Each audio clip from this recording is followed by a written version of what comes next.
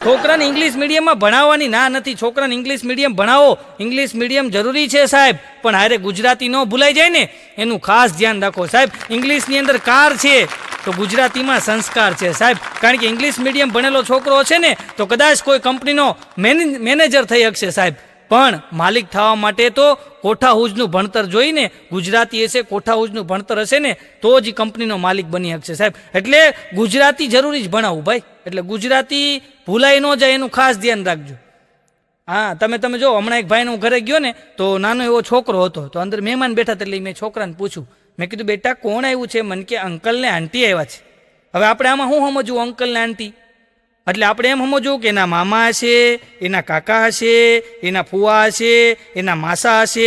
આ તો અંકલ ને આંટીમાં આખું પેકેજ આવી ગયું. હું આપણને ખબર ન હોય. અને ગુજરાતીમાં તો સાહેબ એટલો વૈભવ હતો કે આપણે પૂછીએ કોણ મહેમાન આવ્યું, એટલે એમ કે મારા મામા છે. એટલે આપણને ખબર પડી જાય કે એના મમ્મીના ભાઈ હોય તો જ આના મામા થાય. આપણને એમ કે મારા ફુવા છે, એટલે આપણને ખબર પડી જાય કે આના ફઈના હસબન્ડ, એટલે આના ફઈના વર, એટલે આ એના ફુવા થાય. આપણને ખબર પડી જતી કે એમ કે મારા ફુવા આવ્યા છે, એટલે આપણને ખબર પડી જાય કે આ જે ભાઈ છે ને એના બેનનો વર આવ્યો છે, એટલે છોકરો એને ફુવા કહે છે. આપણે એમ કે કોણ આવ્યું, તો કે કાકા આવ્યા, તો ખબર પડી જાય કે એના પપ્પાનો નાનો ભાઈ હશે તો જ કાકા કીધા હોય. આપણને એમ કે માસા આવ્યા, તો આપણને ખબર પડી જાય કે એના મમ્મીના બેનનો વર આવ્યો, એટલે એને માસા કહેવાય. સાહેબ આ આપણી ભાષાનો વૈભવ હતો. દાદા દાદી, ફઈ ફુવા, નાના નાની, હવે તો બધું આવી ગયું, અંકલ ને આંટી, આ આખું પેકેજ આવી ગયું સાહેબ. એટલે ઇંગ્લિશ ભણવું જરૂરી છે સાહેબ, પણ ગુજરાતી ભાષાનો જે વૈભવ છે ને એવો એકેય ભાષામાં વૈભવ નથી.